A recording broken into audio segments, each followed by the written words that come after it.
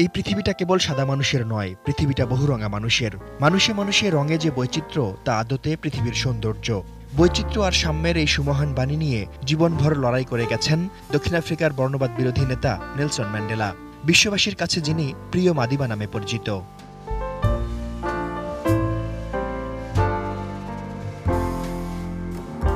Mandela শুধু দক্ষিণ আফ্রিকার নেতা নন, বিশ্বজনীন তিনি সারা দুনিয়ার মানুষের নেতা।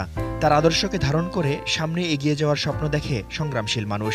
১৯১৮ সালের ১৮ জুলাই জন্মগ্রহণ করেন এই মহান ব্যক্তি। বর্ণবাদের বিরুদ্ধে আন্দোলন, সংগ্রাম আর মানব মুক্তির বন্ধুর পথে আজীবন হেঁটেছেন ম্যান্ডেলা। বর্ণবাদের বিরুদ্ধে মানুষের অধিকার আদায়ে অসহযোগ আন্দোলনে নেতৃত্ব দেন। তবে সফলতা আসেনি। এর মধ্যে শার্পভিল শহরে আন্দোলনরত শ্রমিকদের গুলি করে হত্যা করা হয়।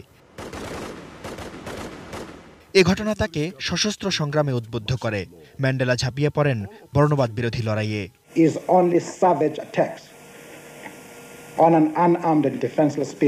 ১৯৬৩ সালে কয়েকজন সহযোদ্ধার সঙ্গে গ্রেপ্তার হন ম্যান্ডেলা।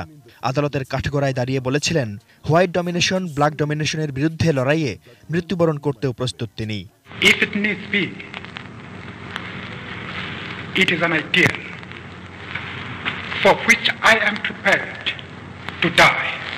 রাষ্ট্রদ্রোহের অপরাধে যাবজ্জীবন কারাদণ্ডপ্রাপ্ত ম্যান্ডেলার ২৭ বছর কেটে যায় রবেন আইল্যান্ডে। কারাগারে থেকেই বর্ণবাদ বিরোধী আন্দোলনের নেতৃত্ব দেন তিনি। ১৯৮৫ সালে সশস্ত্র সংগ্রাম ছাড়ার শর্তে মুক্তির সুযোগ থাকলেও তা প্রত্যাখ্যান করেন। অবশেষে ১৯৯০ সালের ১১ ফেব্রুয়ারি কারামুক্ত হন। সেদিনের ভাষণে অতীত ভুলে শ্বেতাঙ্গ কৃষ্ণাঙ্গ সম্প্রীতির বন্ধন অটুট রাখার আহ্বান জানান ম্যান্ডেলা। তার সারা জীবনের ত্যাগ, তিতিক্ষা ও সংগ্রামের ফলেই ১৯৯৪ সালে গণতন্ত্র ও সংখ্যাগরিষ্ঠ জনগণের সরকার প্রতিষ্ঠিত হয় দক্ষিণ আফ্রিকায়। শান্তিতে নোবেলজয়ী মানুষটি প্রেসিডেন্ট থাকা অবস্থায় স্বেচ্ছায় ক্ষমতা ত্যাগ করেন। অনুকরণীয় দৃষ্টান্ত স্থাপন করেন প্রিয় মাদিবা। এরপর নিজেকে বিলিয়ে দেন মানব সেবায়।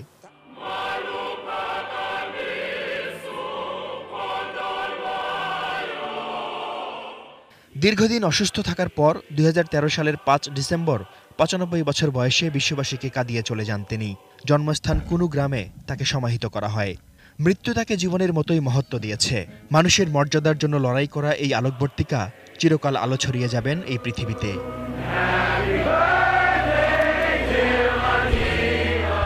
Shaon Mahfuz, desk report, ATN news.